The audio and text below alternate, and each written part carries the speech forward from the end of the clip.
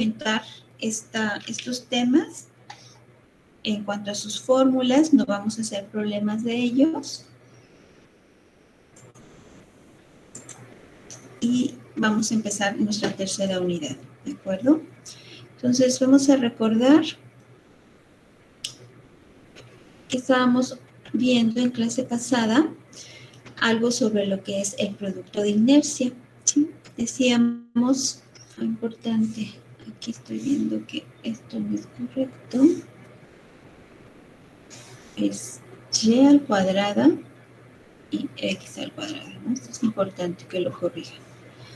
Bien, entonces tenemos producto de inercia, quedamos que es la integral de una diferencial de área multiplicada por sus coordenadas, ¿sí? Esto primero que estamos observando aquí. Y esto también es producto de inercia, pero esto es siguiendo el teorema de los ejes paralelos parecido a lo que vimos para el momento de inercia. Teorema de los ejes paralelos. Entonces, digamos que el primero es para formas sencillas, simples, y este segundo es para formas o áreas compuestas, ¿sí? Comentábamos en clase pasada que esta propiedad geométrica de las formas de una área, por ejemplo, puede aplicarse a placas o incluso también a vigas.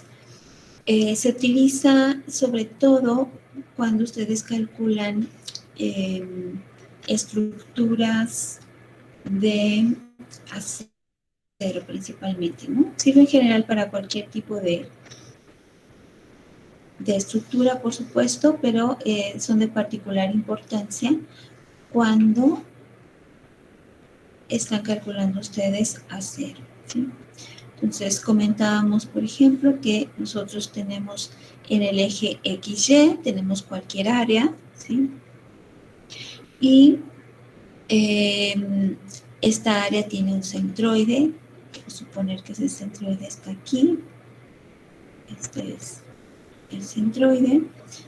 Ahí, en ese centroide, recuerden, es donde podemos localizar nuestros ejes centroidales.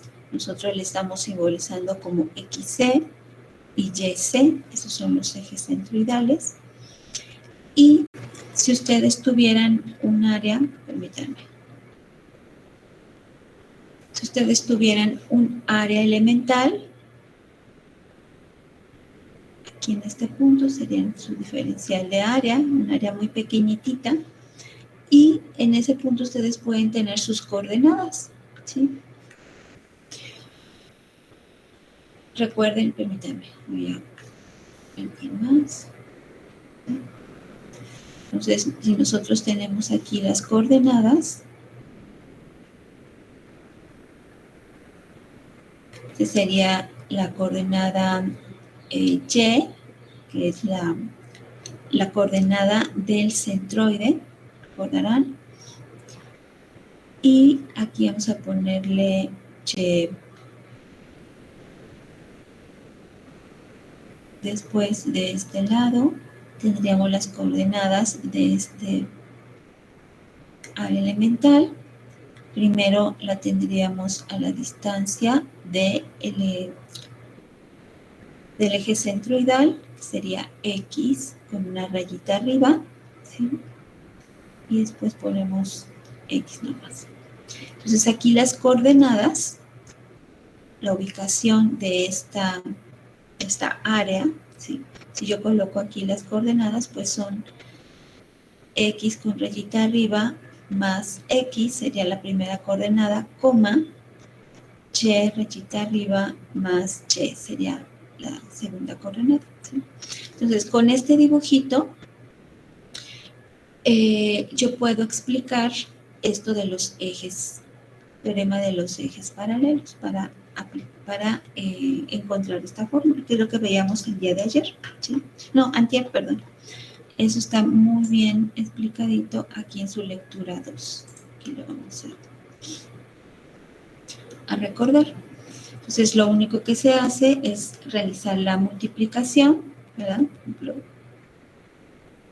el producto de inercia es igual a la integral de x, y diferencial de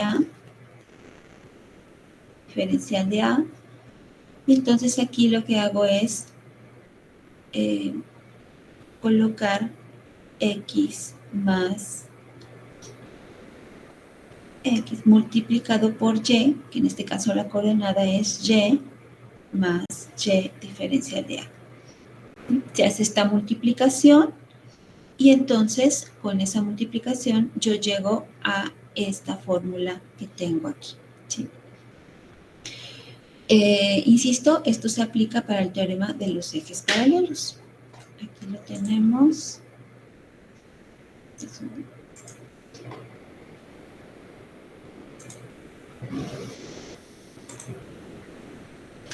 Esta parte final.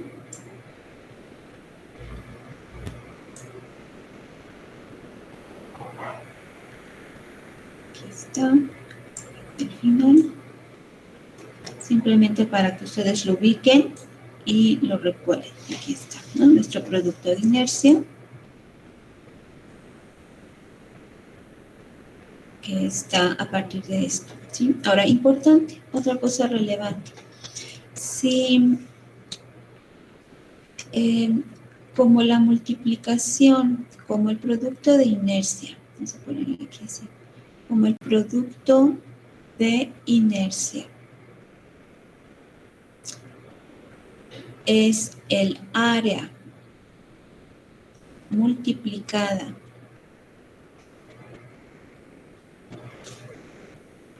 por sus coordenadas, x y y, puede ser positiva, negativa o cero, ¿sí?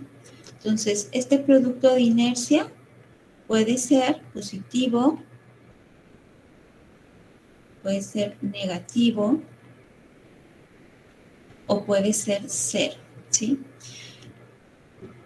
Es decir, esto es igual a x por y diferencial de a. Entonces, esta x o esta y puede estar localizada en cualquiera de los ejes cartesianos, ¿no? O sea, puede ser x positiva o puede ser x negativa, puede ser y positiva o y negativa. Entonces, por tanto, si está ubicado en esta parte, vamos a suponer que el área está aquí, entonces en esta parte, aquí sería menos x, acá sería y positivo, ¿sí? Si yo multiplico menos x por y, entonces me da un número negativo, ¿sí? Y por tanto, por eso puede llegar a ser también negativa este producto de inercia. El momento de inercia, que es x y x o y, este solamente es positivo, ¿sí? Nunca puede ser ni negativo ni cero, ¿sí? Aquí este puede llegar a ser cero cuando el centroide está ubicado en los ejes cartesianos. Por ejemplo, si yo tengo aquí en su lectura, les ponen, por ejemplo, este perfil, que les insisto, generalmente son perfiles de acero con estas formas. De concreto, pues vamos a encontrar muy poquitos con estas formas, ¿sí? Entonces pueden encontrarse un perfil de acero, por ejemplo, con estas características, en donde observamos que tiene un eje de simetría, que es este, ¿sí? Solamente tiene un solo eje de simetría. No tiene más ejes de simetría más que ese.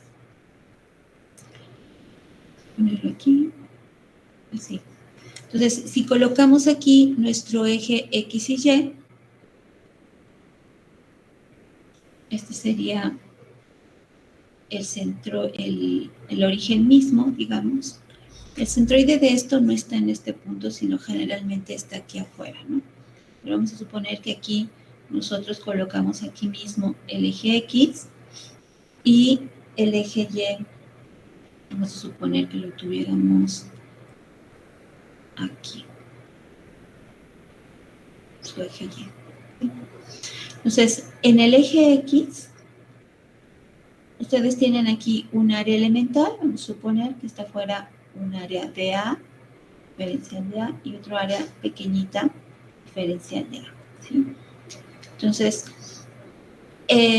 la distancia que hay de aquí a aquí y de aquí a aquí sería Y positiva, pero hacia abajo sería menos Y, ¿sí?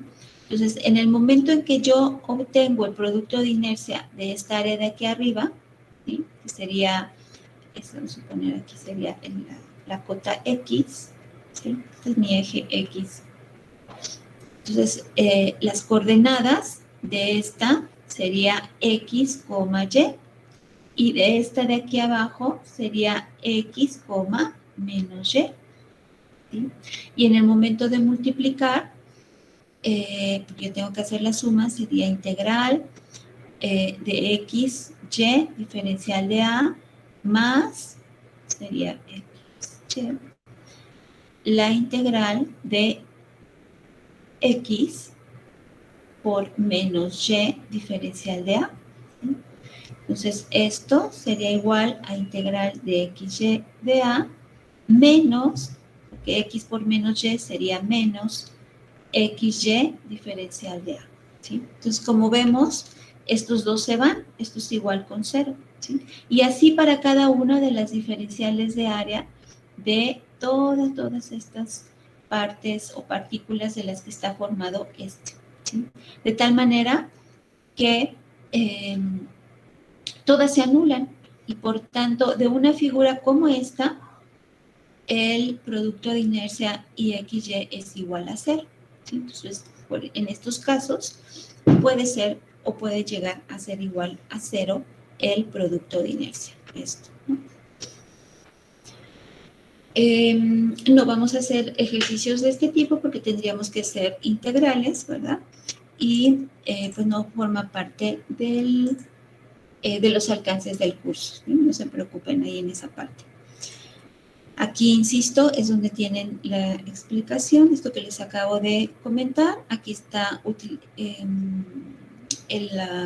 la definición de producto de inercia, pero con el teorema de los ejes paralelos, y es la fórmula que veíamos en la clase pasada, ¿verdad? Esta que tenemos aquí, ¿sí? Bueno, y finalmente, para terminar esta parte del curso, tenemos lo que son los ejes principales, ¿sí? También aquí vamos a ver solamente las fórmulas y vamos a retomar este tema cuando veamos en los siguientes unidades los esfuerzos. Ahí se va a entender mucho mejor qué es eso de los ejes principales. Aquí simplemente me interesa que ustedes ubiquen que para los ejes principales lo único que hacemos es rotar, ¿sí? Vamos a suponer aquí, este fuera un área cualquiera. Aquí está su centroide, ¿sí? Y tenemos aquí los ejes Y X. Cuando yo obtengo el momento de inercia de una figura como esta, de un área como esta, yo recuerdo que es la integral de Y al cuadrado diferencial de A, y el momento de inercia con respecto de Y es la integral de X cuadrada diferencial de A, ¿sí? Y también acabamos de ver que existe otra más, que es el producto de inercia, que es igual a la integral de X por Y diferencial de A, ¿sí? Estos son los últimos temas que hemos visto, y estos momentos de inercia y producto de inercia se obtienen a partir de estos ejes, ¿no? Que es X y Y. Pero también puedo obtener los momentos de inercia y productos de inercia de ejes que no necesariamente son ejes centroidales. Recuerden que aquí le ponemos una letrita bajo C, porque aquí está el centroide justamente, ¿verdad? Entonces, por eso son mis ejes centroidales. Pero habrá ocasiones en que yo quiera hacer que esto dé un giro, ¿sí? Entonces, debo de aprender, voy a suponer que ahora estos ejes pueden estar girados. Aquí un ángulo teta, ¿sí? Serían aquí, este sería mi eje X. Aquí no me salió muy, debe estar ortogonal, ¿verdad? Y acá, otro eje Y, ¿sí? Entonces, como ven, tiene un giro el plano cartesiano, en lugar de estar en este plano, digamos, ortogonal, ahora los tengo giraditos, este ángulo teta. Entonces, haciendo eso se pueden deducir matemáticamente, ¿sí? Y vamos a obtener que el momento de inercia cuando hay un giro, en este caso un giro como el que te estoy mostrando en la figurita, entonces ahí en ese caso podemos ponerle X' a este giro, ¿sí? X' y a este Y', que fueran ese X y Y. ¿Sí? En ese caso tendríamos esta fórmula, que insisto, se deduce matemáticamente, no lo vamos a hacer aquí porque es no forma, digamos, que afuera de los alcances de nuestra materia. Es más el momento de inercia en X menos el momento de inercia en Y sobre 2 por el coseno de 2 veces el ángulo menos el producto de inercia XY por el seno de 2 veces el ángulo. Entonces, con esta formulita yo puedo obtener el momento de inercia con respecto de este eje X', ¿sí? Llegando. Y el momento de inercia Y', ¿listo? Es ya girado, es algo parecido a lo que tenemos arriba, pero con algunos cambios en los signos. Aquí en lugar de más es menos, y X menos Y entre 2, coseno de 2 veces el ángulo. Aquí en lugar de menos es más, que es Y.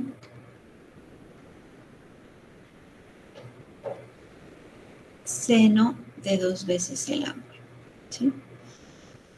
Y el producto de inercia también se puede obtener así, con una fórmula que es esta, también muy parecida, es simplemente la multiplicación de ambos. Seno de 2 teta más el producto de inercia por el coseno de 2 teta, ¿sí? Entonces, cuando nosotros calculamos esfuerzos de una sección transversal de una viga, de una columna, etcétera, nosotros generalmente vamos a tener estos ejes centroidales, que es XC, ortogonales, XC y YC, ¿sí?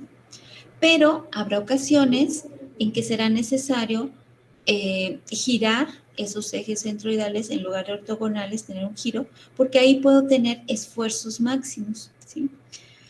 Entonces, por ello es que a veces se hace este giro y obtengo estos ejes que tengo en amarillito, ¿sí? Entonces, matemáticamente se pueden obtener y son estas formulitas que tienen ustedes aquí. Insisto, no vamos a hacer problemas con esto,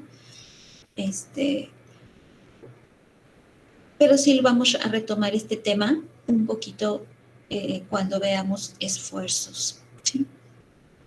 Entonces, estos son los últimos dos temas que faltaban de esta unidad. Simplemente pongo ahí las fórmulas, ¿sí? Que son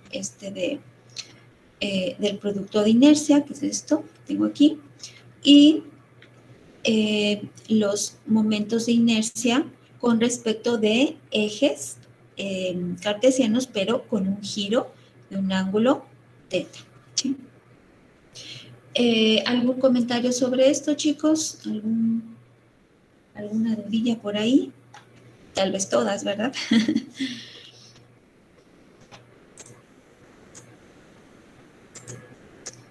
No, de mi parte ninguna. ¿No? Javier, Cristian. Ok. Bueno, recuerden que la clase, son 6 clases que iniciamos a las 7, ¿sí? Y son 6 nada más, no recuerdo cuándo es la última, pero ya tienen ustedes ahí en su calendario, ¿no? Sí les llegó el mensajito, supongo. Bien, entonces vamos a iniciar nuestra tercera unidad, en lo que resta. Si no hay dudas, además de eso. Bueno, recuerden que todo esto que estamos comentando está en esta lectura 2, para quien guste checar, ¿verdad? Más estos temas. Bueno, un dibujito, de hecho, que les puse es parecido a este. Tienen aquí, ¿sí? Y aquí tienen toda la deducción de las fórmulas, insisto. Esto está un poquito más allá de los alcances de nuestro curso, pero aquí tienen toda la deducción de las fórmulas y estas son las que les acabo de comentar, ¿no? El momento de inercia, el producto de inercia. Y aquí tienen aquí hay algo que se llama círculo de Moore, también es muy interesante. Con ese círculo de Moore se pueden encontrar algunos ejercicios, ¿sí? Pero insisto, para eso se requieren integración, por ejemplo, ¿sí? Bien, y algunos ejercicios aquí propuestos.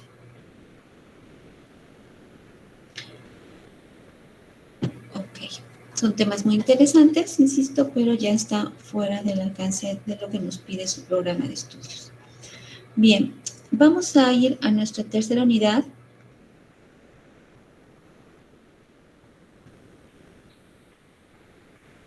Y vámonos a su programa que tienen ustedes en su aula virtual. Y tenemos esta tercera unidad, que trata de esfuerzos y deformaciones, elasticidad, ley de Hooke, relación de Poisson y módulo de Young. Aquí vamos a empezar a hablar de materiales, ¿sí?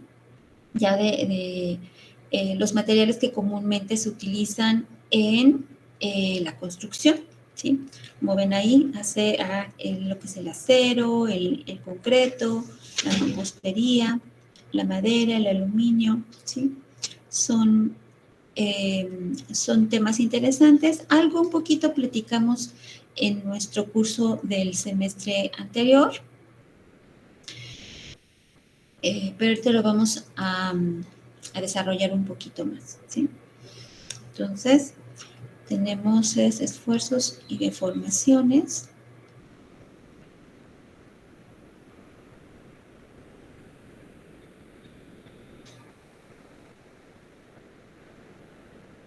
Justamente el nombre de su curso, ¿verdad? Ley de Hooke.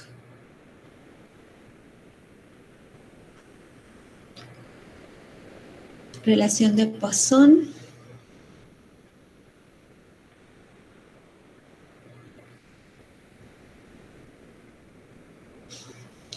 Y módulo de Young o módulo de elasticidad.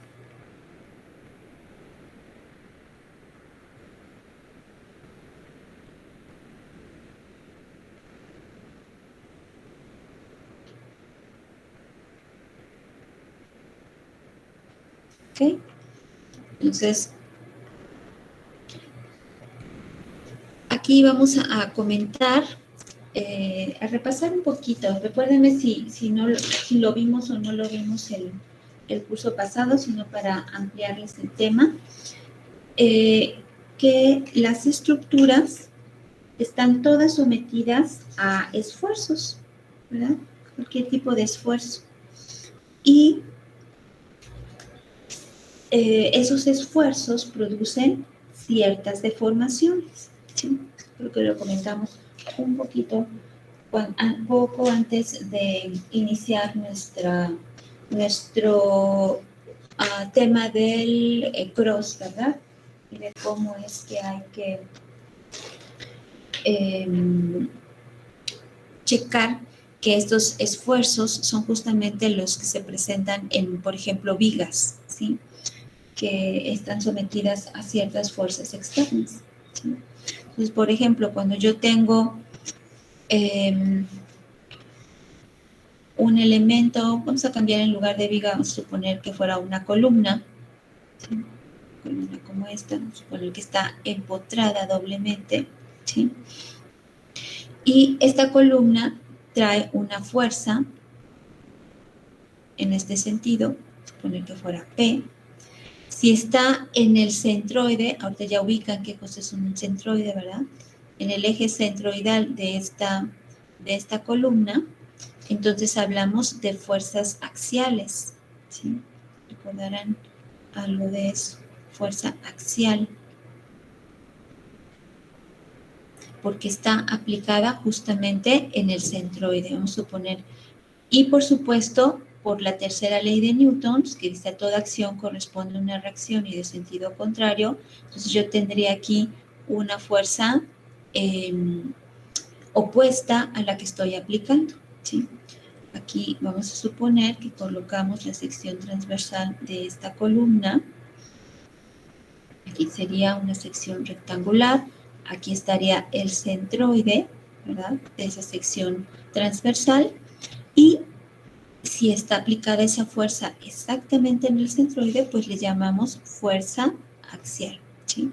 Y entonces, como respuesta, vamos a suponer que quisiéramos aquí un cortecito en esta parte, ¿sí? Entonces, si yo hago ese cortecito, vamos a colocar aquí esta misma columna, pues ya con este corte, entonces la fuerza que estoy imprimiendo aquí, a la hora de cortarlo, yo tendría como reacción en ese corte esa misma fuerza P, ¿sí?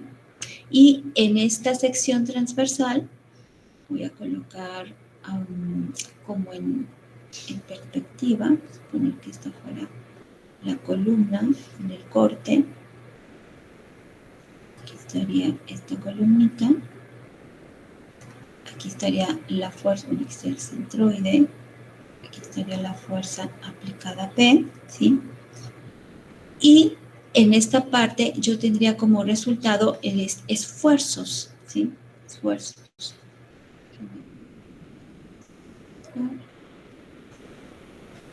Esfuerzos que estarían colocados en toda esta área, ¿sí?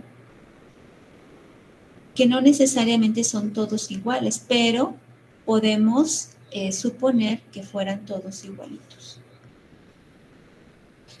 Esta sería una figurita rara, así, ¿sí? Entonces serían muchos flechitas que simbolizarían los esfuerzos, en este caso serían esfuerzos axiales, ¿sí? De compresión. Vamos a ponerle esfuerzos de compresión axial. Mejor. Esfuerzos de compresión axial. ¿Ok? Entonces, recordaremos que una cosa es fuerza y otra cosa son esfuerzos. La fuerza, en este caso, es P, ¿sí? Y los esfuerzos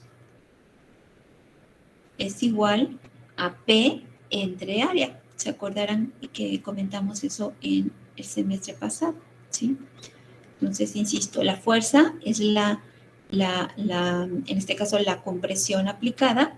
Le ponemos aquí P, ¿verdad? Podemos ponerle cualquier letra, pero bueno, aquí le nombramos P. Y los esfuerzos serían esa fuerza P de compresión entre el área. ¿Cuál área? El área de la sección transversal donde está aplicada esa fuerza que estoy aquí colocando en azulado negro, ¿no? Sería el área, ¿sí? Entonces, la fuerza se puede dar en unidades de kilogramos, newtons, toneladas,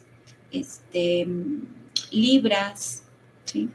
Y los esfuerzos puede darse generalmente, nosotros en la arquitectura utilizamos kilogramos sobre centímetros cuadrados, ¿no? Que sería fuerza entre área. También puede ser newtons entre milímetros cuadrados, ¿sí? Libras entre pulgadas cuadradas, ¿no? O libras entre pie cuadrado, etcétera. Entonces, los esfuerzos son el resultado de las fuerzas aplicadas, en este caso P entre A. ¿Recuerda alguien que comentamos algo de esto el semestre pasado o ya se les borró el cassette? Que puede ser, ¿no? No hay problema. ¿Alguno de ustedes recuerda estos temas? ¿O no lo hice? Tal vez estoy equivocada y no lo vimos. La verdad no me acuerdo. ¿No, Javier? Ok. Ni yo. No. Tampoco Yo Hernando. vagamente recuerdo algo, pero Vagamente. creo que sí lo habíamos visto. Sí, ¿verdad? Ligeramente. Ok. Entonces, con más ganas, para echarle más ganas a la explicación, ¿no? Bien, entonces, aquí estamos comentando lo que es los esfuerzos relacionados con las fuerzas axiales, ¿sí? Entonces, generalmente yo requiero conocer, por ejemplo, para elementos que están sujetos a flexión, en este caso serían las vigas, ¿sí? Sería una viga, vamos a suponer que es una viga doblemente empotrada. Y elementos como estos están sujetas a cargas que son perpendiculares a su eje centroidal, a diferencia de las columnas, ¿sí? Las columnas, como veíamos aquí anteriormente en este dibujito, las columnas generalmente están sujetas a fuerzas axiales, no a fuerzas axiales, sino a fuerzas de compresión, ¿sí? Pero rara vez son fuerzas totalmente axiales, o sea, en la realidad, estas fuerzas de compresión rara vez se encontrarán justamente aplicadas en el centroide de la sección, ¿sí? Generalmente son fuerzas excéntricas, ¿sí? Antes de ver esta villita, voy a hacerles el caso de una columna. Vamos a poner que fuera esta.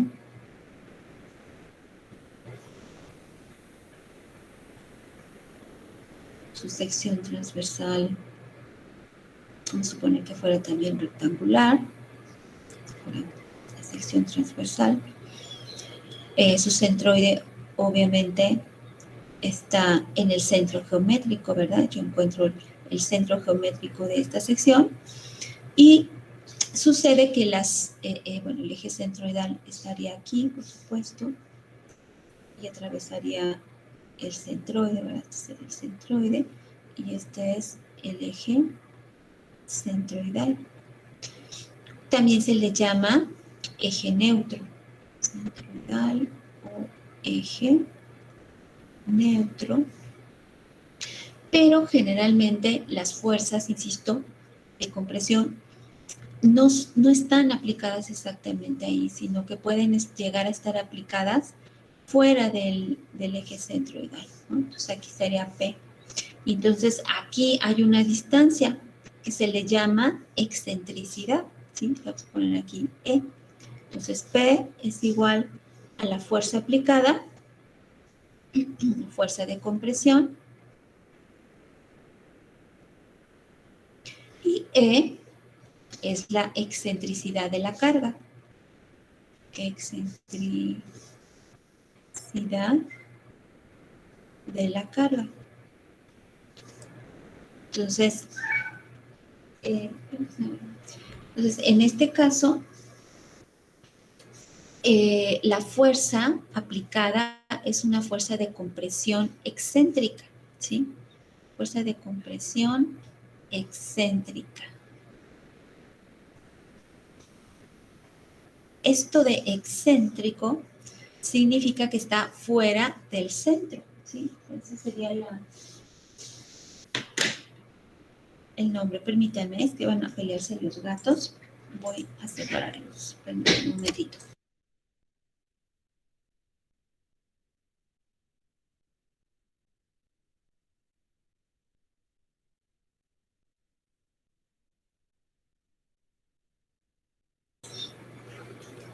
Entonces,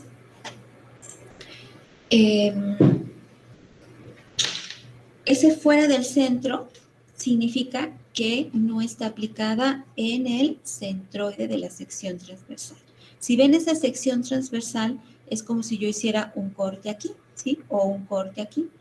Entonces, de ahí yo tengo esa sección transversal. Entonces, para calcular esfuerzos, deformaciones, yo requiero de esa sección transversal. Por eso es que es importante poder localizar los centroides de un área, ¿sí? Por ejemplo, en este caso, el área es esta. Pero vamos a suponer que en lugar de esa sección transversal tan bonita, rectangular, tuviera yo, por ejemplo, una sección como esta, como la que veíamos hace un ratito, que puede ser. Hay columnas que tienen una sección transversal como esta, sobre todo si son de acero, ¿sí? Esta sería la sección transversal a la hora de hacer ese corte. Entonces yo requiero encontrar dónde está el centroide. Ah, pues el centroide sucede que está aquí un poquito afuerita, ¿no? Incluso de la misma sección, ¿sí? Y ahí se supone estaría aplicada esa fuerza de compresión, ¿sí? Aunque pareciera que está fuera de, pudiera estar aplicada ahí. ¿Por qué? Porque tengo una viga, ¿sí? Sobre esta columna. Y ahora, cuando yo tengo este caso de una columna que es con carga excéntrica, entonces se presenta lo que es un momento, ¿sí? Momento flexionante. Vamos a ver aquí. Sería esto, esta misma viga, columna, tengo doblemente empotradita. Entonces, esto es igual a tener esa misma fuerza aplicada en el centroide, el eje centroidal, que sería P, pero además con un momento, ¿sí? Momento. ¿Ok? Entonces, aquí yo lo que tengo es que ese momento, M, va a ser igual a esa fuerza P por la excentricidad. Recuerden que momento, cualquier momento, es igual a fuerza por distancia. ¿Sí? Esa es como la definición de mi momento, la definición más sencilla, más simple. Entonces, si yo aplico momentos con respecto de este punto A, vamos a poner que este fuera el punto A, que tienen aquí que estoy colocando. Entonces, el momento va a ser igual a la fuerza, que en este caso es P, por E, que sería la distancia. ¿Sí? Aquí está P y esta E. Y yo estoy sacando momentos, calculando momentos con respecto de este punto. ¿Sí? Entonces, de ahí sale este momento que tengo aquí. ¿Sí? Eso lo van a ver pues a lo largo de su carrera, ¿sí? Cuando estudien, insisto, acero, pero también cuando vean concreto, cuando vean cálculo de marcos, por ejemplo, en su octavo semestre, ahí van a encontrar que en vigas, en columnas, perdón, con estas características, donde hay una fuerza P que está aplicada fuera del eje centroidal de la columna y hay una excentricidad. Por tanto, entonces ahí van a tener una fuerza de compresión aplicada en el centroide, en el eje centroidal más bien, más un momento, ¿sí? Recuerden que en sentido contrario yo también tendría aquí una fuerza P y un momento aquí en esta parte, ¿sí? Que puede venir así el momento o puede venir así. Ya eso ustedes lo verán que se calcula, ¿sí? Se hace el análisis estructural y se obtienen estos fuerzas y momentos en una estructura. Y ese momento va a ser igual a la fuerza P por la excentricidad. En este caso, estamos hablando de una columna, en este caso sería columna bajo o a flexo-compresión, ¿sí? A flexión y compresión. Sujeta, ahorita perfecto, sujeta a flexión y compresión, que se le denomina generalmente flexocompresión. Entonces, aquí los esfuerzos son de flexocompresión, ¿sí? Aquí los esfuerzos son diferentes. En el anterior serían esfuerzos de compresión axial, simplemente. Y aquí sería la suma de esfuerzos de flexión y compresión, ¿sí? Aquí, por ejemplo, en este caso, cuando ustedes tienen un elemento estructural sujeto a compresión, insisto, generalmente son las columnas, pero también puede ser una barra de una armadura, ¿verdad? Si tuviéramos una barra de una armadura, también puede estar sujeta a compresión. ¿Cómo fallan los elementos?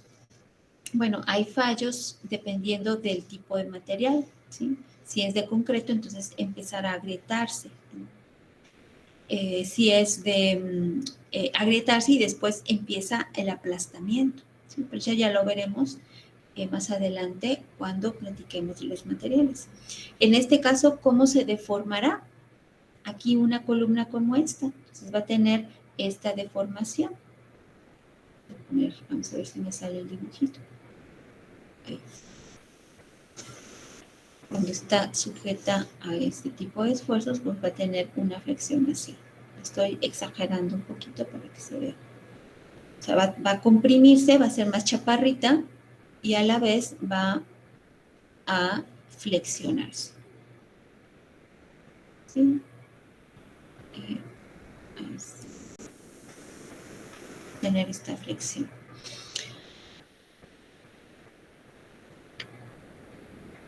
Se comprime, pero a la vez se flexiona por motivos de justamente el momento flexionante que tiene ahí en esa parte, ¿sí? También, decíamos, las vigas son las típicas que tienen cargas, pero no tanto en el eje centroidal, sino más bien transversales a el eje centroidal, ¿sí? Pueden ser puntuales, pueden ser repartidas en forma triangular o uniformemente repartidas en una sección, ¿verdad? Entonces, estas fuerzas también provocan esfuerzos dentro de mi viga. Ya lo veíamos, lo explicaba yo en clases pasadas, que esta viga pues tenderá a deformarse así, ¿verdad? Como si estuviera sonriendo. Entonces, el eje centroidal se le nombra eje neutro, ¿sí? Vemos que este es nuestro eje neutro y este es mi eje neutro, ¿sí? Y los esfuerzos que hay aquí en la parte superior, comentábamos, son esfuerzos de compresión y abajo son esfuerzos de tensión, ¿sí? Porque tiende a estirarse aquí en esta parte y en esta parte de arriba tiende a comprimirse, ¿sí? Entonces, si yo hago un cortecito en cualquier parte de esta viga, entonces voy a encontrar que va a haber o se va a presentar, suponer que esta es la sección, aquí esfuerzos de compresión que van disminuyendo, ¿sí? Y después van a ser esfuerzos de tensión. Aquí tenemos una forma así, aquí así y aquí así. Serían esfuerzos de compresión y aquí serían esfuerzos de tensión. De esos esfuerzos yo puedo obtener las fuerzas, ¿sí? Ya lo vamos a ver más adelante en este curso. Entonces aquí sería mi fuerza de compresión y aquí sería mi fuerza de tensión, ¿sí? Aquí son esfuerzos, aquí esfuerzos y aquí son esfuerzos. Y cuando yo tengo un par de fuerzas así como la que tienen aquí de compresión y tensión, aquí se presenta un momento flexionante también, ¿sí? Momento. por ese par de fuerzas que están separados una distancia, vamos a suponer una distancia z, ¿sí? Entonces, el momento va a ser igual a la fuerza de compresión por la distancia z, y esto, si quiero que esté en equilibrio, va a ser igual a la fuerza de tensión por la distancia z, ¿sí? Esto lo van a ver cuando calculen vigas de concreto armado, por ejemplo, es lo más común. Entonces, aquí lo que me interesa es que ustedes vean la diferencia entre fuerza y esfuerzo, ¿sí? Esfuerzo tiene que ver con el área y con la fuerza, con el área de la sección transversal, y también con con el tipo de fuerza que se está aplicando. Entonces, además de la flexión, aquí, esto es flexión, además de la flexión, esta viga va a presentar esfuerzos de cortante, ¿sí? Entonces, esa fuerza de cortante tiene que ver ya no con la flexión, sino con las fuerzas perpendiculares al eje, ¿sí? Y esas fuerzas cortantes se pueden simbolizar. Vamos a ver, si yo tengo esta misma, puede ser un corte ahí mismo. Vamos a ver, una sección nada más. La sección de esta, vamos a poner abajo para que se entienda. Aquí abajo en esta misma sección. Además de eso, en esta sección se van a presentar fuerzas cortantes, que sería esta V, ¿sí? Aquí está empotrada, aquí estaría el empotramiento de esta. Y esas fuerzas cortantes tienen que ver también con la sección transversal de mi elemento. Para esta fuerza cortante, yo voy a requerir conocer Qx y Qy. Recordarán que estos son los primeros momentos o momento estático. Primer momento o momento estático. Esto ya lo vimos en las clases pasadas, ¿sí? Estático. Para esto, yo voy a requerir momentos de inercia, Ix e Y, para calcular los esfuerzos por flexión, ¿sí? Para los esfuerzos por cortante, yo voy a requerir el cálculo de primer momento o momento estático, ¿sí? Entonces, por eso es que estuvimos viendo en la primera parte de este curso lo que es el momento de inercia o segundo momento, ¿verdad? Y cómo calcular primer momento o momento estático, ¿ok? ¿Hasta aquí hay algún comentario, alguna duda?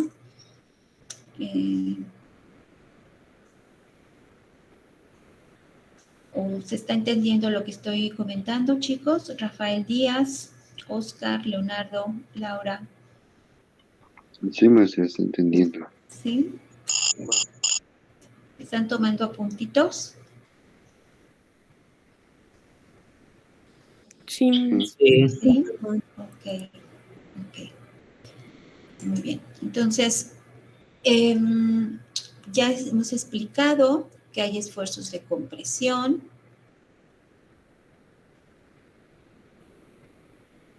Puede haber esfuerzos cortantes, como las de las vigas, ¿verdad? Puede haber esfuerzos por flexocompresión, como en las columnas. Esfuerzos de tensión también.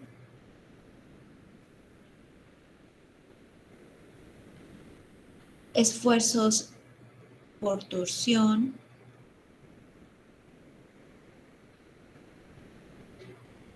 ¿Sí? Son de los más comunes. Y esfuerzos de flexión simple, ¿no? Por flexión o deflexión, ¿sí? Y dependiendo qué tipo de elemento tienen ustedes, ¿sí? Ahora, si ya nos adentramos en lo que es el término de esfuerzo, esfuerzo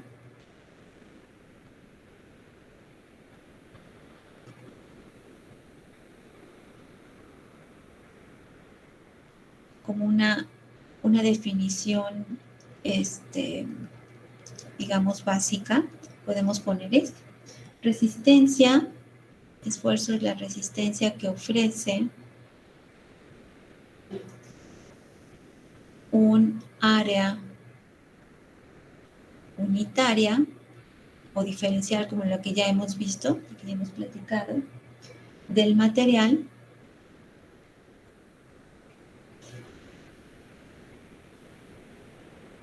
o de un material cualquiera. Aquí, de un material cualquiera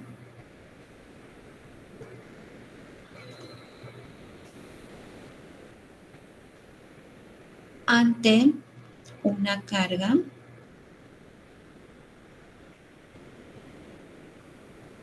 aplicada, una carga externa aplicada, vamos a ponerle, una carga externa aplicada, ¿sí? Entonces sería como una definición sencilla, ¿no? Porque hay definiciones mucho más complejillas ahí relacionadas con la cuestión matemática, ¿sí? Pero creo que podemos entenderle mucho mejor. Esa es por ejemplo, en la figurita que veíamos aquí, es esta, ¿sí? O sea, la carga aplicada es P, ¿sí? Y la resistencia que ofrece a esa fuerza P serían estos esfuerzos, en sentido contrario, ¿verdad? Que están aquí, de compresión, que son como el resultado o la respuesta, como dice la misma definición, del material, ya sea, insisto, puede ser concreto, los que utilizamos en conclusión, ¿no? En construcción, concreto, madera, acero, ¿sí? Ahora se utiliza otros tipos de metales como el titanio, ¿no? También se puede reforzar estructuras con titanio, es muy caro, por supuesto, pero se utiliza sobre todo para cuestiones de restauración de edificios históricos, por ejemplo. Es esa respuesta, ¿sí? Son lo que denominamos esfuerzos, ¿sí? Cuando hablamos de esfuerzos, por ejemplo, de compresión, en sus libros van a encontrar letras griegas para simbolizarlos, ¿sí? Por ejemplo, aquí el esfuerzo de compresión lo van a tener simbolizado generalmente con esta letra griega sigma, en sigma minúscula, fuerza entre área igual a P entre A, ¿sí? En este caso, podríamos definirlo como el esfuerzo es esfuerzo es la carga aplicada por unidad de superficie, ¿sí? O sea, el área, superficie. Podría ser la definición de un esfuerzo como este, que sería un esfuerzo de compresión o de tensión, ¿sí? Cuando nosotros estudiamos este tipo de esfuerzos, de términos o conceptos de esfuerzos y deformaciones, nosotros tenemos que entrar a un área que se llama elasticidad, ¿sí? O sea, es una teoría, lo voy a poner aquí, es algo que se llama teoría de la elasticidad, que fue como las bases de la teoría de las estructuras, ¿sí? Ya tal y cual las conocemos actualmente.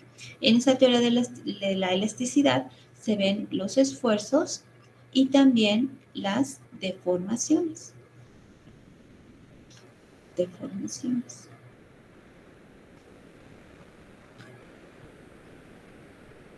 Pues las deformaciones son el resultado de esos esfuerzos, ¿sí? Permítame un momentito aquí.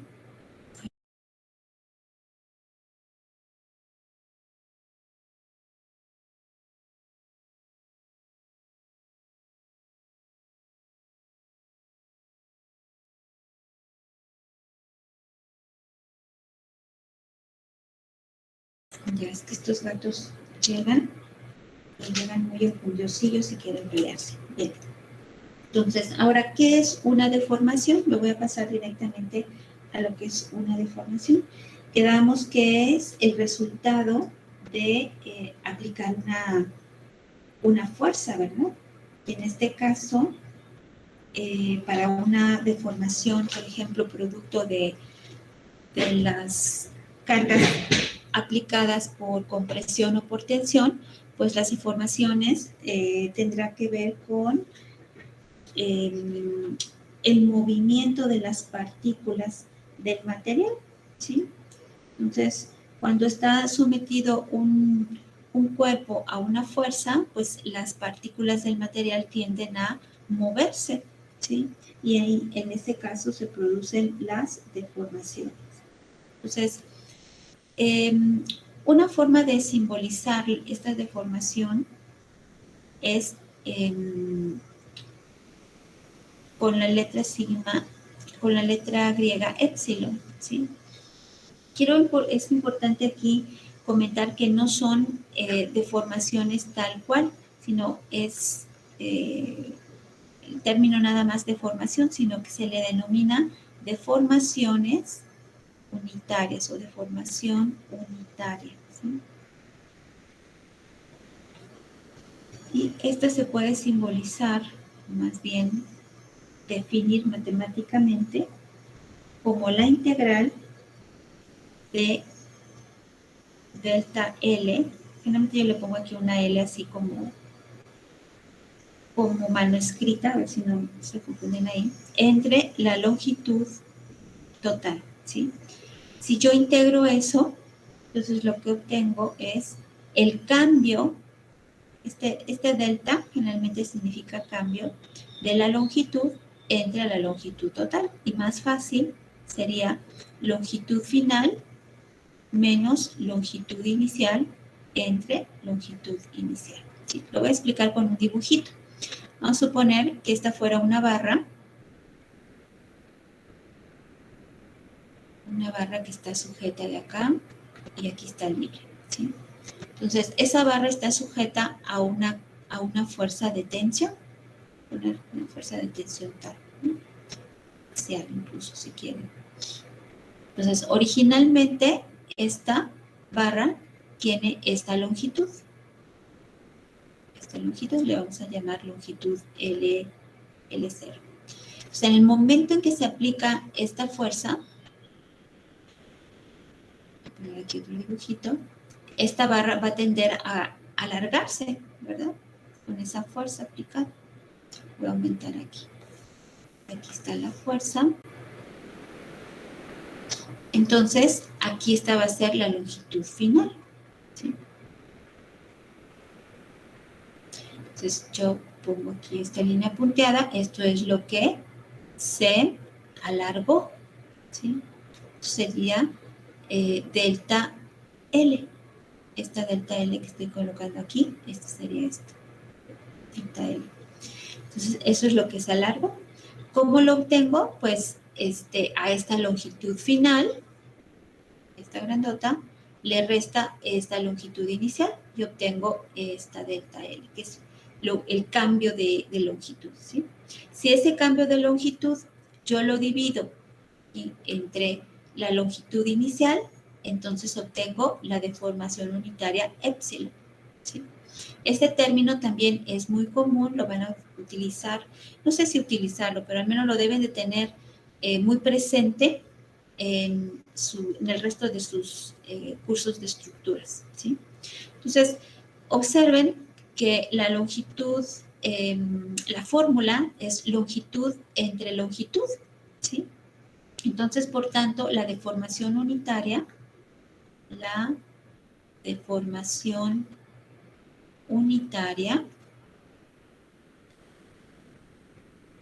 no tiene unidades.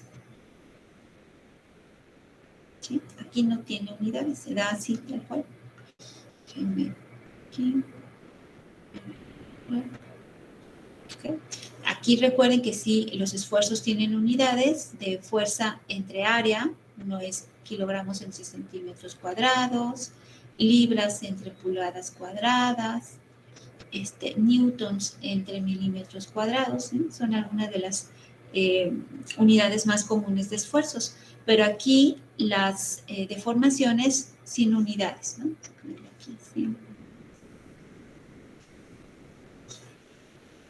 ¿Se entiende esto, chicos?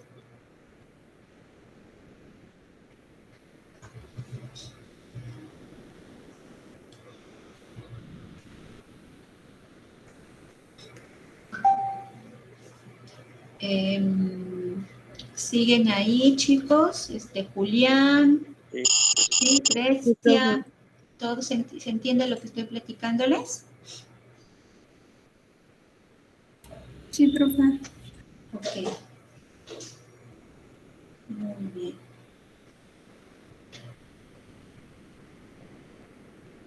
Déjenme contestarle aquí a sus compañeros. Me dice Brisa.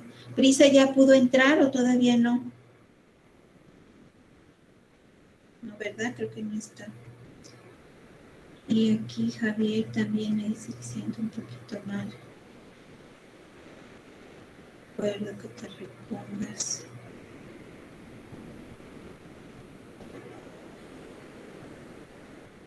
Okay. ¿Cómo han estado, chicos?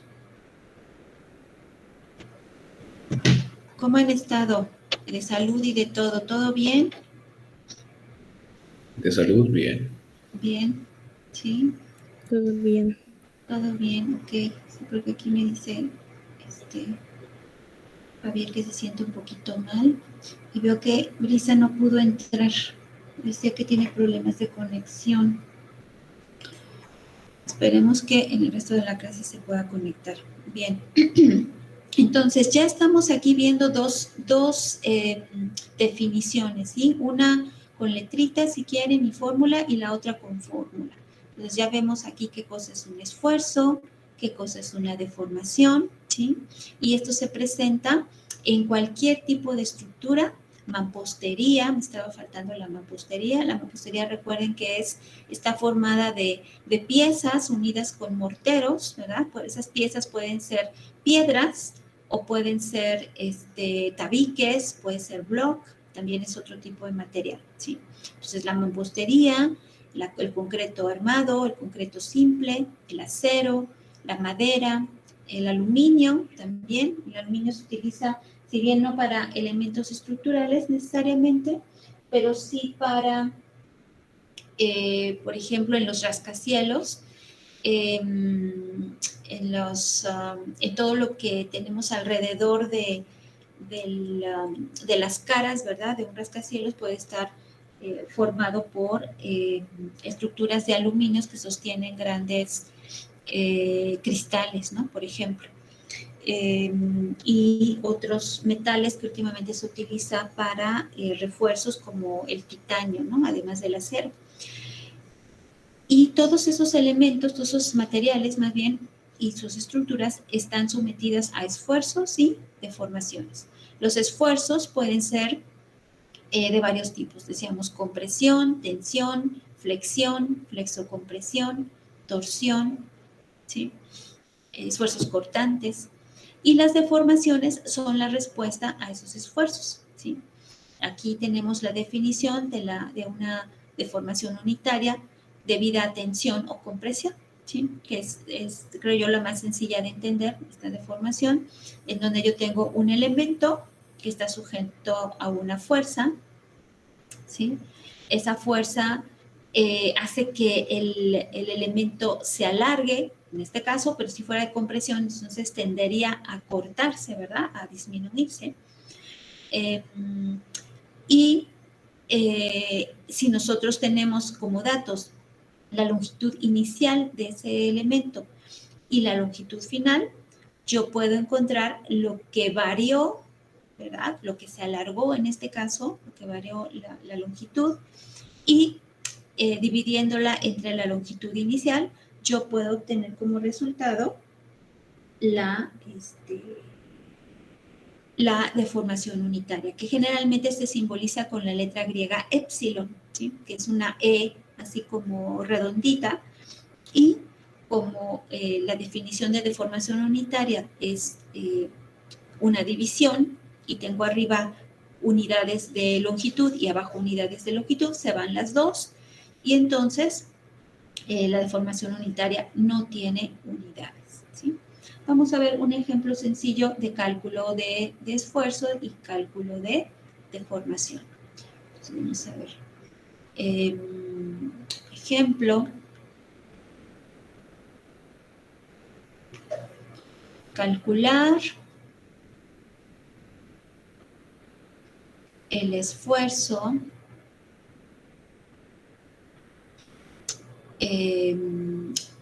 producido por una fuerza de compresión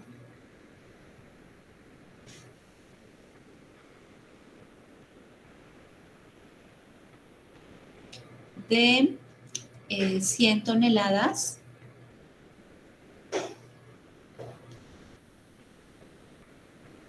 en un área de un área rectangular, vamos a poner aquí, un área, sí, un área rectangular de 40 centímetros por 70 centímetros, ¿sí? Entonces, yo ya sé que es fuerza de compresión, lo que estoy aplicando, y por tanto, pues la fórmula que yo requiero para encontrar este esfuerzo, ya la sé, ¿verdad? Que es la letra sigma es igual a P entre A. O incluso pueden ponerle F entre A, no sé, lo que ustedes quieran, ¿no? Yo estoy poniendo aquí que P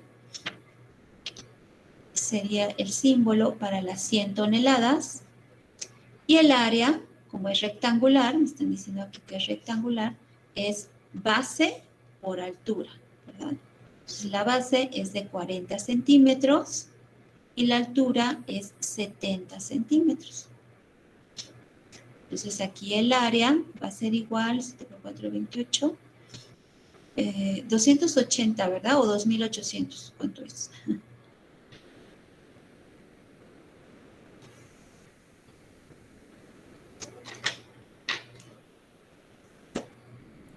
2800. Gracias. ¿Quién me ayudó? Itzel. Itzel, gracias Itzel. 2800, ¿qué unidades? Pues centímetros al cuadrado, ¿verdad? Entonces, pues aquí bastante fácil para obtener el esfuerzo. Entonces aquí el esfuerzo es igual a P, que son 100 toneladas, entre el área, que son 2800 centímetros al cuadrado. ¿Cuánto nos da esto?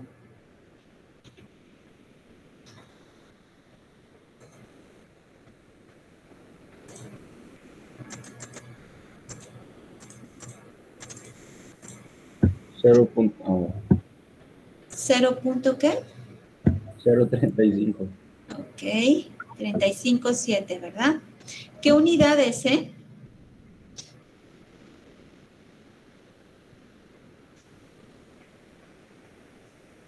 Ángel, Tonelada sobre centímetro.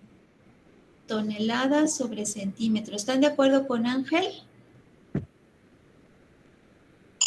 Dijo que no. Sí. Julián, ¿tú qué dices? No te escuché, Julián y Cristian. Hablaron, pero se cortó. Armando, ¿tú qué dices? ¿Está bien, Julián, el resultado de Ángel?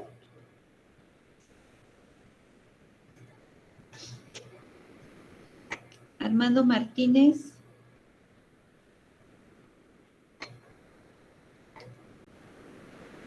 Aquí estoy, maestra.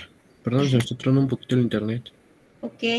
¿Tú qué dices? ¿Es correcto las unidades que me dieron, toneladas entre centímetros? Sí, porque es peso y área. Entonces, ¿está bien o...?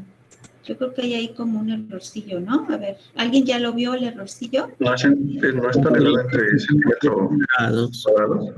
Exactamente, toneladas entre centímetros al cuadrado. Así es. Vamos a ver. Centímetros al cuadrado. Voy a presentar a Snawi, que es el latoso. Permítanme. Ahí está, güey. Ahorita viene.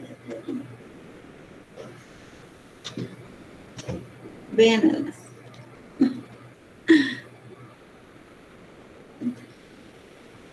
Yo pensé que iba a ser negro. Ya les presenté a Snawi. Está guapo, ¿verdad? ¡Qué bonito gatito! Está hermoso, ¿verdad? Todos estos gatitos son recogidos. Bueno, estos eran 3 hermanitos que estaban en la calle, no en la calle, sino en un, ¿cómo se llama? Registro eléctrico, ahí en un instituto aquí en Temisco, y unos policías de ahí lo sacaron,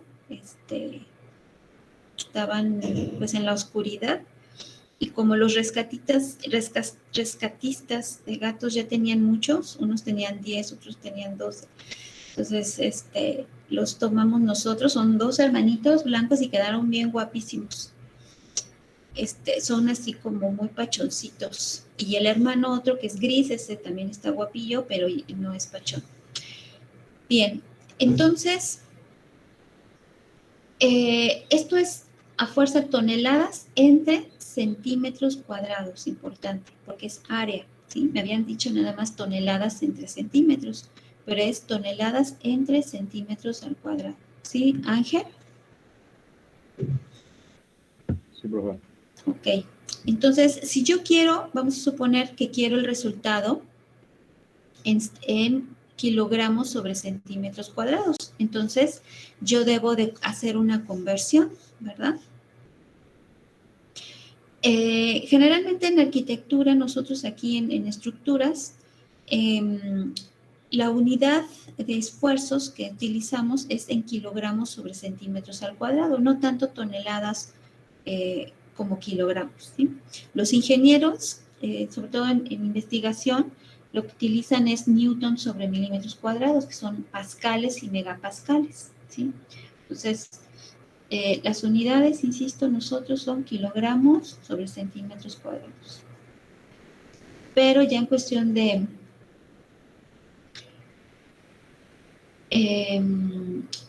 ciencia, digamos, de investigación, se utilizan más los megapascales o pascales, ¿sí? No, nosotros no vamos a utilizar esta, vamos a utilizar esta. Entonces, cuando ustedes vean en sus semestres superiores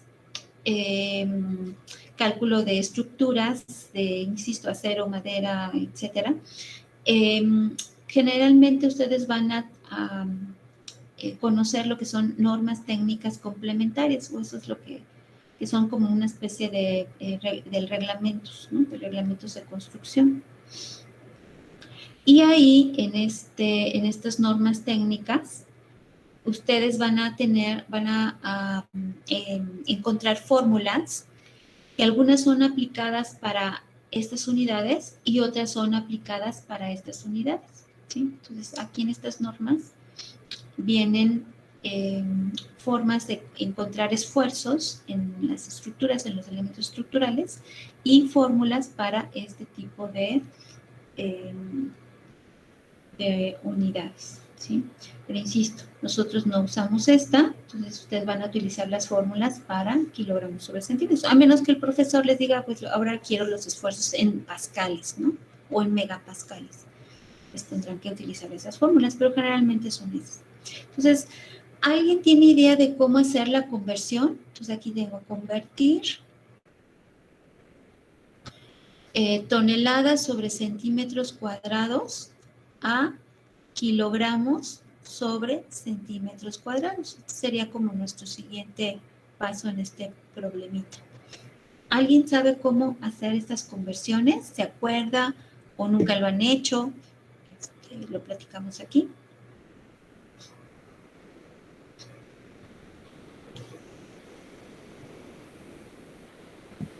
¿Sería una división entre 1000? División entre 1000. ¿Por qué división, Armando? Vas por ahí. Bueno, se trata de divisiones, multiplicaciones.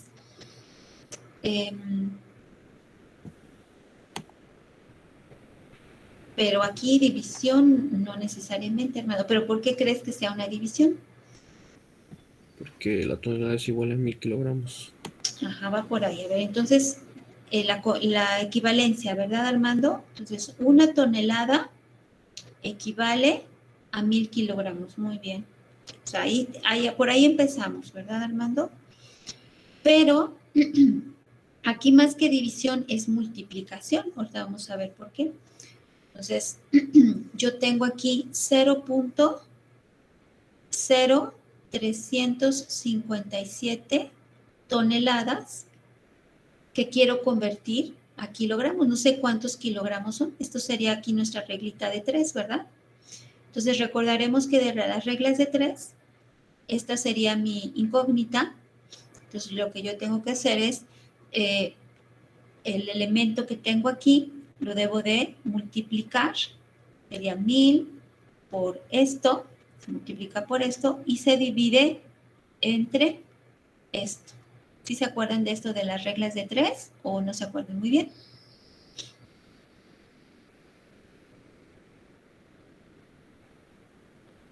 Yo sí me acuerdo. ¿Sí te acuerdas, Fernando? ¿Sí? ¿Alguien no se acuerda para que lo explique un poco más? Todos ya están de acuerdo. Eso creo que lo vemos en bachillerato, ¿verdad, chicos? Creo que sí. Entonces, aquí lo que hago es X es igual a los 1000 kilogramos multiplicado por 0.0357 toneladas entre una tonelada, ¿verdad? Entonces, las toneladas y las toneladas se van, solamente me quedan kilogramos. Entonces, X es igual, multiplico el punto 0.357 por 1000. Recuerden, no sé si con ustedes vi esto, de que cuando yo multiplico algo por 1000, por 10, etcétera, lo único que debo hacer es correr el punto. ¿Cuántas? El número de ceros que tengo aquí. Aquí tengo 3 ceros. Entonces, ¿hacia dónde debo de correr el punto en este caso? Lo debo de correr hacia la derecha. Entonces, corro el puntito 3 ceros, 3 cifras más bien. 1, 2, 3. Entonces, el resultado es 35.7 toneladas. ¿Sí? Kilogramos. Es kilogramos, ¿no? Sí, kilogramos. Kilogramos, ¿sí? Entonces, ya tengo aquí mi conversión. Tengo que 0.357 toneladas sobre centímetros al cuadrado es igual a 35.7 kilogramos sobre centímetros al cuadrado. ¿Sí? Entonces, cuando yo tengo que convertir toneladas a kilogramos, es muy fácil. Lo único que debo de hacer es hacer una multiplicación por 1000. ¿Sí? Si no quiero utilizar la calculadora, entonces, porque bueno, puedo utilizar aquí la calculadora, que es 1000 por punto 0.357 y ya obtengo los 35.7. Pero, pues, creo yo que es mucho más fácil recordar que cuando yo multiplico por 1000, estos 3 ceritos que tengo aquí en este 1000, significa que el punto lo puedo mover nada más esas 3 cifras hacia la derecha, ¿sí? Y con eso ya multipliqué por 1000. Si multiplico por 10, entonces nada más sería una cifra, la que debería de correr hacia la derecha. Si multiplico por 100, sería moverlo 2 cifras, ¿sí? Dos lugares. Entonces aquí pues está bastante fácil. Pero vamos a suponer que ahora este mismo problema, yo quiero convertir esos kilogramos, esos kilogramos sobre centímetros al cuadrado en kilogramos sobre metros al cuadrado. Entonces, convertir.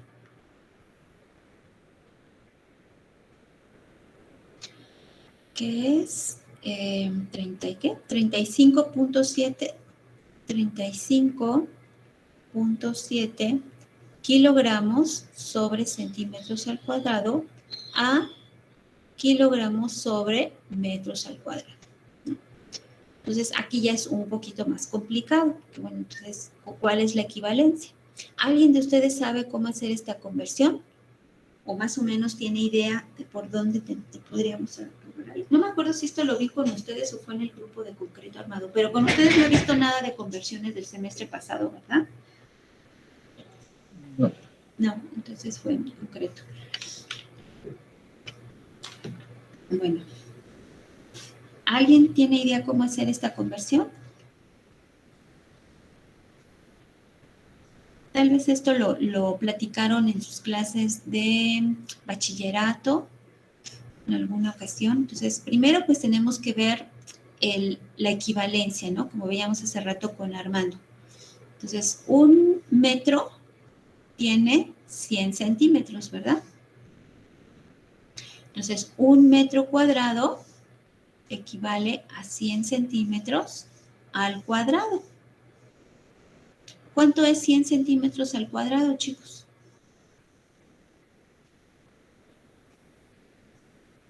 10,000. 10,000, ¿verdad? 10,000 centímetros al cuadrado. Como pueden ver, es como 2 veces, o sea, los 2 ceritos que tengo en el 100, nada más los repito, ¿no? La técnica misma que habíamos utilizado. Entonces, 1 metro cuadrado es igual a 10,000 centímetros cuadrados. Ya tengo ahí la equivalencia, ¿no? Ya eso es como para el inicio, ¿no? Para empezar. Pero ahora, ¿qué operaciones debo hacer? Entonces, aquí puedo hacer también mi regla de 3, pero creo que es mucho más práctico, porque esos centímetros al cuadrado, esos metros al cuadrado no están arriba no están como numerador, sino que están como denominador.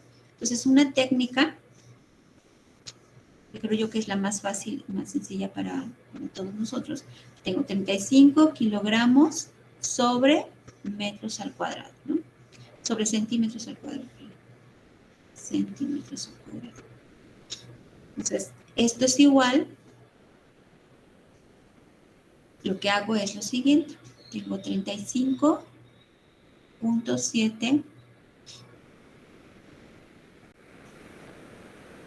Bueno, convertirlo creo que no es necesario poner el signo igual, sino que directo. Lo que debo de hacer aquí es colocar la conversión. Como yo tengo abajo los centímetros al cuadrado, entonces yo necesito arriba los centímetros al cuadrado, ¿verdad? Y acá abajo tendría yo la equivalencia de los metros al cuadrado, ¿sí? Entonces, esto que tengo aquí arriba lo voy a colocar aquí en multiplicación. Entonces, 1 metro cuadrado es igual a 10,000 centímetros al cuadrado. Entonces, al hacer esta multiplicación, estos centímetros cuadrados se van con estos centímetros cuadrados y yo tengo los metros cuadrados abajo de los kilogramos, ¿sí? Entonces, pues simplemente hago nuevamente esta multiplicación, ¿sí? Vean cómo aquí es al revés, digamos, ¿sí? Porque yo de metros a centímetros tendría yo que multiplicarlo, ¿sí? Pero de centímetros a metros tendría yo que dividirlo, ¿sí? Y aquí estamos haciendo una multiplicación. Entonces, aquí nuevamente, si no quiero utilizar la calculadora y tengo esta multiplicación, entonces este punto que tengo aquí, lo tengo que mover hacia la derecha. ¿Cuántos ceros? ¿Cuántos ceros tengo aquí? ¿Cuántas cifras, perdón? Aquí ceros tengo 1, 2, 3, 4. Entonces tengo que moverlo 4 cifras, ¿sí? Entonces es 3, 5. Sería la primera cifra, 1, 2, 3, 4. ¿Sí? El puntito que tenía aquí lo muevo y entonces ahora quedaría aquí. El puntito estaba aquí, sería 1, 2, 3, 4. Y ahora sí, este sería el resultado, 357.000 kilogramos sobre metros al cuadrado. ¿Se entiende esa técnica, chicos? Sí. ¿Sí? Sí, profe. ¿Sí? Creo que está un poco más sencillo cuando se trata de esto, ¿sí? Igualmente puedo hacer la equivalencia a libras, a pulgadas, qué sé yo, ¿no? Y nada más, teniendo la equivalencia, hago la multiplicación respectiva. Ahora, lo que quiero calcular es deformación. La deformación. Vamos a hacer un ejemplito de cálculo de deformación unitaria. Vamos a ver. Ejemplo.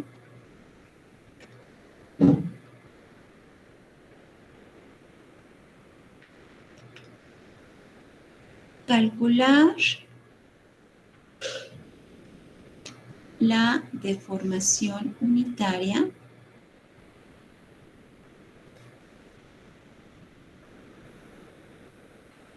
de una barra de acero de 10 centímetros de longitud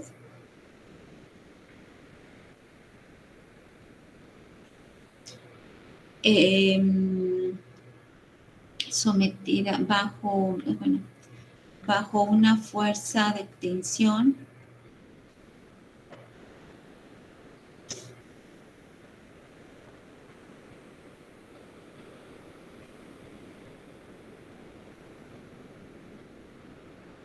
que la deforma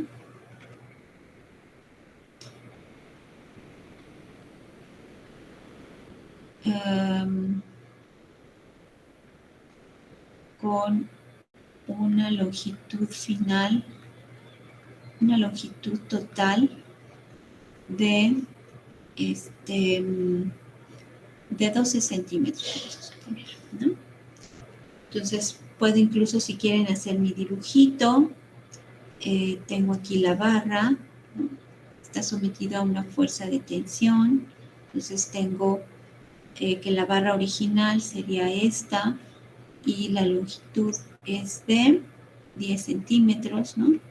Y después de aplicar esta fuerza de tensión, yo tengo una longitud de 12 centímetros, ¿sí?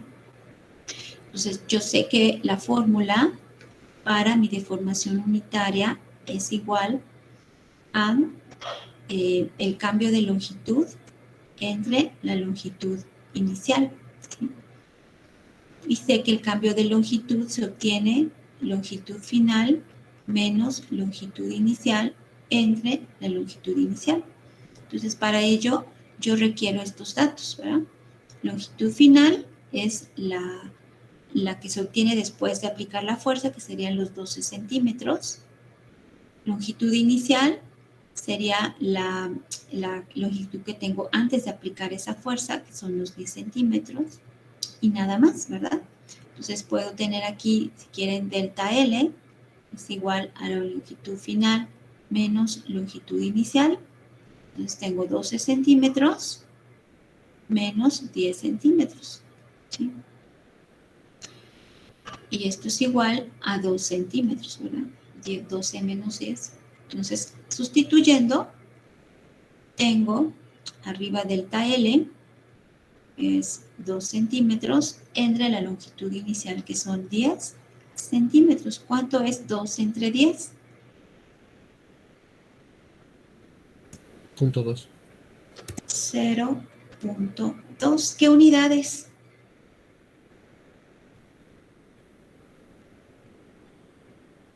Así, ¿no? Se eliminan. Sin unidades, ¿verdad? Porque estos centímetros y estos centímetros se van y queda. Y chequen aquí que también cuando se trata de dividir entre 10, entre 100, etcétera, yo tengo este 2 dividido entre 10. Entonces, lo que debo de hacer es mover el puntito, pero ahora ya no a la derecha, como hace rato en multiplicación, sino moverlo a la izquierda, ¿sí? ¿Cuántos? El número de ceros que tengo aquí, que sería 1. Entonces, me queda aquí el puntito. Entonces, sería 0.2. ¿Sí? Entonces, si no quieren utilizar su calculadora, esa es una forma fácil de identificar cómo hacer la operación rápida. Entonces, la deformación unitaria de esta barra de 0 es de 0.2.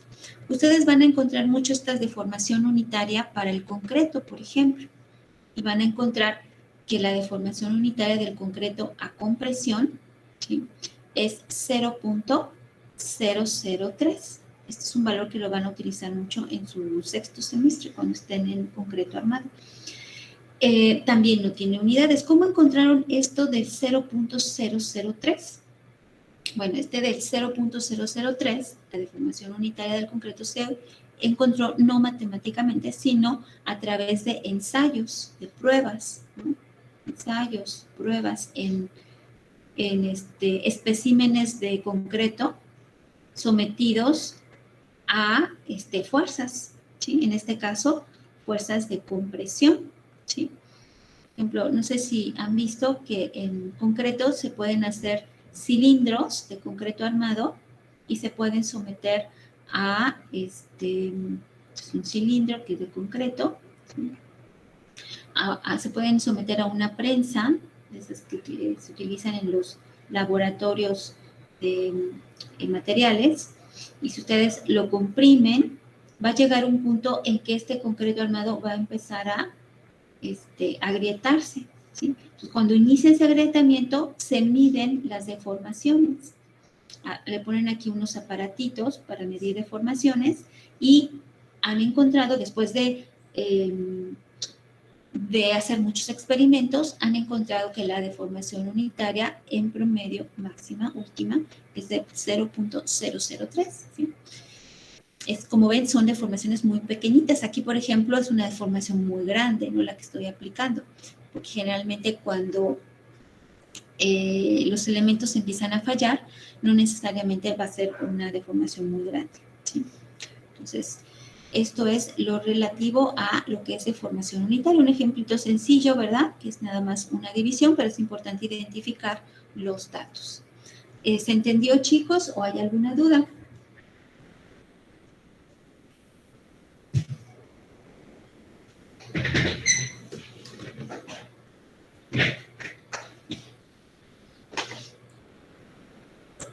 ¿Tengo alumnos o no tengo alumnos? Creo que nada más tengo a Armando, ¿verdad? Entendido. Sí, ok, Laura, Leonardo. Bien. Los demás no enseñan este video. Bien, entonces, ¿qué tipo de materiales hay, chicos? Bueno, hay materiales de varios tipos y todos tienen un comportamiento inicial que se llama elástico, ¿sí? Entonces, cuando ustedes están haciendo pruebas, por ejemplo, en materiales como el que vimos ahorita para un concreto armado, ¿no?, o para una barra de acero, lo que se hace es hacer pruebas de carga, ¿sí? Y con esas pruebas de carga se pueden obtener los esfuerzos y las deformaciones que hay en un material cualquiera, que ya veíamos que hay de diferentes tipos de materiales, pero en cuanto a comportamiento, también los hay de diferentes tipos. Entonces, insisto, si yo tengo aquí una barrita, creo que es lo más fácil para entender, esta barrita, le aplico pues tensión, es lo más común en una barra de acero, pero puede ser compresión también. Suponer que aplicamos fuerza de tensión. Recuerden que si hay una fuerza de tensión aquí aplicada, debe haber su contraparte, ¿sí?, aquí en este lado. A toda acción corresponde una reacción igual y de sentido contrario.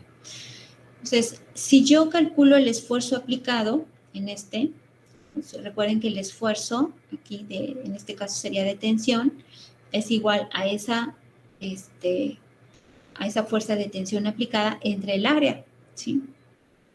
Y yo lo grafico, suponer que aquí fueran los esfuerzos, en el eje Y generalmente es en donde se colocan los esfuerzos, y las deformaciones generalmente están en el eje de las X, ¿sí?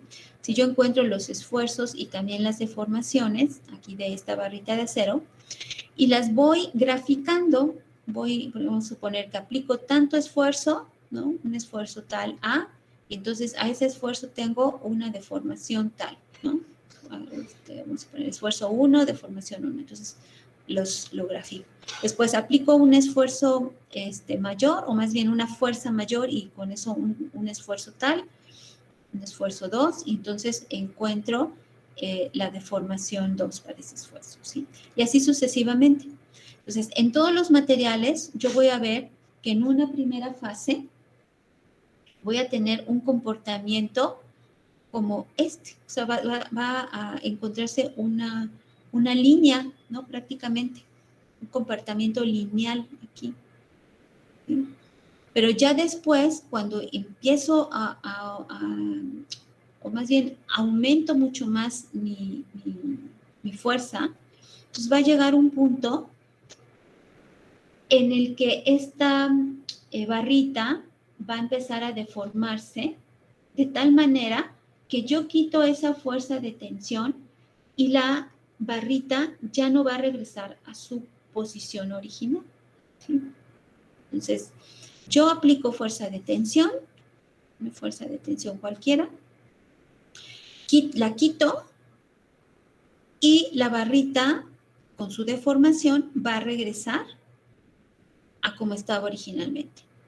Pero si yo incremento mucho más esa fuerza, entonces, y después la quito, entonces esta barrita ya no va a regresar a lo original, sino que ya se va a quedar así deformada.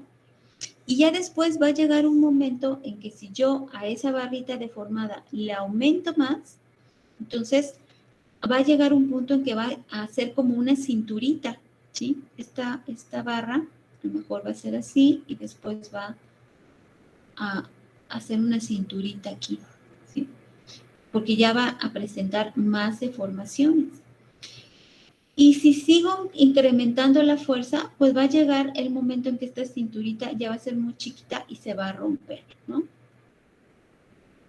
Ya ni voy a poder aplicar fuerzas. Alguien está llegando ya tardito. Carlos Abraham. Hola, Carlos. ¿Tenías problemas con internet o luz? Con el internet, profa. Ah, Está llegando. Ok. Bueno, todos los chicos que llegan tarde, recuerden, para que no pierdan el hilo de la clase, pedir sus apuntes, ¿de acuerdo? Sí. Y, por supuesto, de los temas que vayamos viendo y que no le entienden, pues hacer muchas preguntas aquí en clase, ¿sí? O sea, porque ahorita estamos ahí en cuestión del internet, pero el chiste es que no pierdan pues lo que estamos viendo, ¿ok? Bien, entonces, insisto, cuando yo tengo la aplicación de las fuerzas, ¿sí? Y la barrita se deforma, quito esa fuerza o esas fuerzas que estoy aplicando y la barrita tiende a regresar a su posición original, entonces yo voy a tener como resultado esta línea que estoy dibujando aquí, ¿sí? Esta línea como comportamiento. Pero si ya me paso de fuerza y esa barrita con esa deformación, quito esa fuerza y ya no regresa a su posición original, entonces ya no voy a tener una línea recta, sino ya va a empezar a curvarse, a tener una curva, ¿sí? En ese punto ya empieza a tener otro tipo de comportamiento. Ahorita vamos a comentar el nombre. Si sigo aumentando fuerza, ¿sí? Esa barrita se deforma más, hasta que se corta. Entonces ya viene la falla del material, ¿sí? Aquí sería la falla del material. Entonces, esta parte, hasta aquí, se le llama comportamiento elástico. Lineal. Elástico, lineal. Y el siguiente comportamiento, esto color cian, es comportamiento no lineal o plástico. Plástico o no lineal, comportamiento no lineal, ¿sí? Esto sucede en todos los materiales y ya por supuesto aquí es la falla del material. ¿Dónde está la X? Falla del material. Esto que tienen aquí es un comportamiento clásico de, que sería como de un concreto, etcétera. Pero si fuera una barra de acero, del que nosotros usamos para construcción, entonces esto viene así, elástico lineal, después tiene un bajón y después un subidón y después así falla, ¿sí? Esta es la gráfica típica, por ejemplo, del acero. Recuerden, aquí están los esfuerzos, serían el eje de las Y, y las deformaciones en el eje de las X, ¿sí? Y a esto se le llama gráfica, esfuerzo, deformación. Eso así lo van a encontrar en los libros. Gráfica, esfuerzo, deformación, ¿sí? Si mal no recuerdo, esto ya lo habíamos platicado un poquito en su semestre pasado, ¿sí? Pero, insisto, no les hace daño verlo nuevamente. O no les platiqué nada de esto, recuérdenme.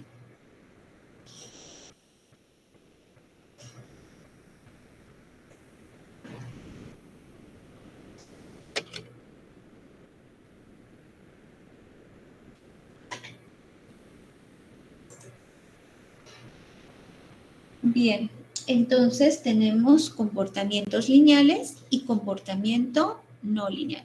Nosotros generalmente vamos a platicar comportamientos en este rango.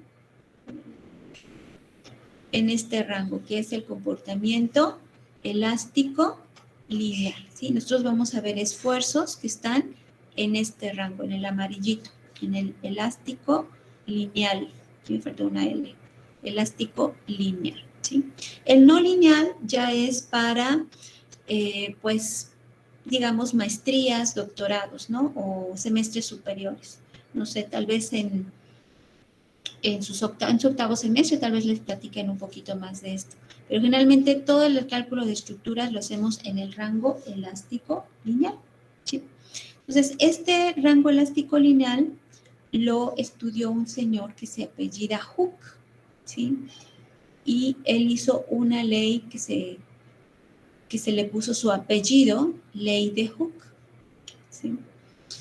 Es un señor inglés. Y él justamente descubrió que hay una relación, son las deformaciones, son los esfuerzos, ¿sí? Que hay una relación entre los esfuerzos y las deformaciones aplicadas. Él lo que hizo fue estudiar los resortes. Imaginémonos que este es un resorte. Vamos a ponerlo así. Es un resorte. Y a ese resorte este señor le aplicó una fuerza. Entonces, ¿qué pasa con ese resorte? Pues va a tender a hacerse más grandote, ¿verdad? Le aplica una fuerza. Es una fuerza F. Este resorte, pues obviamente se va a alargar, ¿sí? Un tanto. Vamos a poner que se alarga un tanto, una distancia D. Y lo que se alargó, él descubrió con sus experimentos esta formulita, que la fuerza va a ser igual a una constante, que se llama una constante elástica, por la distancia D, ¿sí? Y que hay proporcionalidad, o sea, la fuerza es directamente proporcional a lo que se alarga, ¿sí? La cantidad de estiramiento, la cantidad, sí, vamos a poner así, la cantidad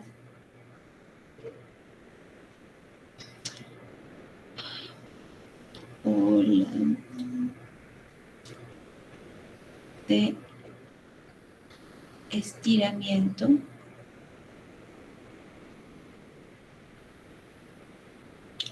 de un material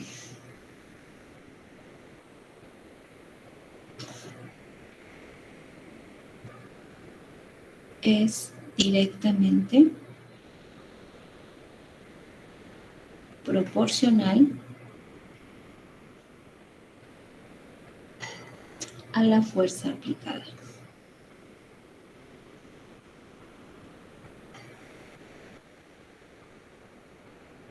¿Sí? Entonces, F es la fuerza aplicada, K es constante elástica, que depende del material, y D es la deformación, ¿no? Bueno, vamos a ponerle aquí, sí, no es deformación unitaria, ¿cómo le ponemos aquí? Para que no se...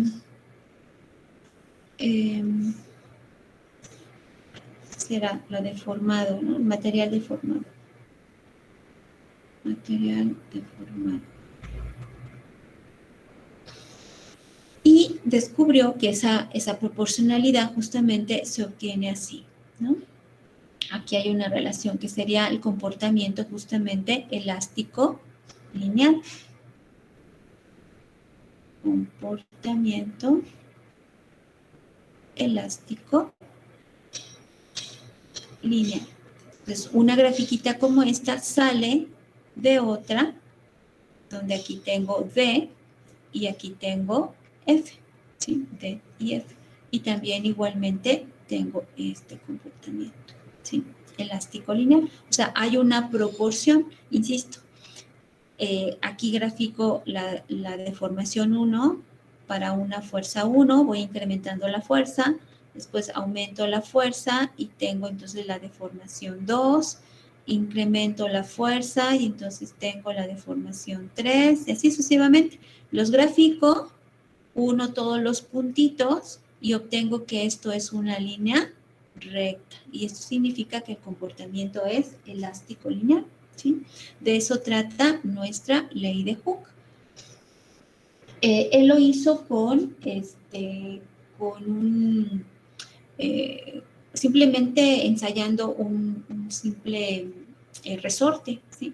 Y viendo cómo es que, midiendo cómo es que se deformaba para tal fuerza, etcétera, hizo su grafiquita y concluyó después de sus estudios esta fórmula que tenemos aquí, que es muy sencilla, pero no es tan fácil de encontrar, ¿sí? Porque esto fue en el siglo XVIII, esto lo encontraron en el siglo XVIII. Entonces ya teníamos mucho, siglo XVIII, finales del XVII, por ahí. Finales del XVII, entre el XVII y el XVIII. Siglo XVII, siglos XVII, siglos XVIII. ¿Sí? Son 3.3, nada más. Ahora, con este tipo de grafiquitas yo puedo identificar los tipos de materiales que decíamos, bueno, ¿cuántos tipos de materiales? Pues hay varios, ¿no? Simplemente por sus nombres, maderas, etcétera. Pero también los podemos identificar por su comportamiento, ¿sí? Los tipos de materiales. Si yo tengo aquí esta gráfica y tengo aquí los esfuerzos y las deformaciones, yo puedo ver que al momento de graficarlo, puedo encontrar gráficas como estas, en donde al inicio es recto, siempre es recto, y después viene curvo, o bien unas gráficas como estas, así. Entonces, insisto, aquí primero es recto, y ya después empieza la curva, ¿sí? Vamos a ponerlo. Sería su comportamiento elástico lineal, recto, ya después viene la curva. Entonces, cuando yo tengo elementos, materiales que se deforman mucho y aquí fallarían, ¿sí? Aquí sería la falla de este material y aquí sería la falla de este material. Entonces, si ven, que tengo primero, voy a ponerle un colorcito, poner este primero que tengo aquí, el color cian, sería un material que se estira mucho, ¿sí? Sería un material dúctil. O sea, antes de fallar, puede estirarse mucho. Sería un material dúctil. Y acá tengo este otro material, vamos a ponerle aquí en color amarillito, color amarillo, que falla mucho antes. O sea, quiere decir que se estira poco antes de fallar, ¿sí? Entonces, por tanto, este material es frágil. ¿Sí? Entonces, tengo materiales, puedo clasificarlos de muchas formas. Una es esta, materiales frágiles y materiales dúctiles. ¿Qué materiales pueden ser frágiles? Por ejemplo, el yeso, ¿no? O sea, si yo tengo un gis, ¿sí conocen los gises, chicos? Ustedes ya no conocen los gises de pizarrón. ¿Sí? Sí, profe. Lo llegaron a conocer. Entonces, un gis, por ejemplo, yo en mi primaria, en mi secundaria, en mi bachillerato, todo hasta universidad, mis profesores siguieron utilizando gises.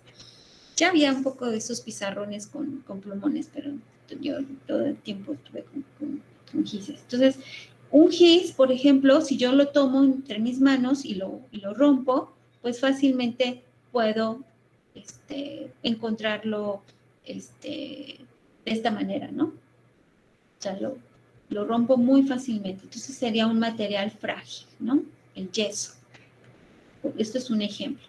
Pero si tengo en lugar de yeso acero, o bueno, acero no, porque un cablecito de acero puede ser, o un, que será como un plástico, pero un plástico no rígido, sino medio curvo.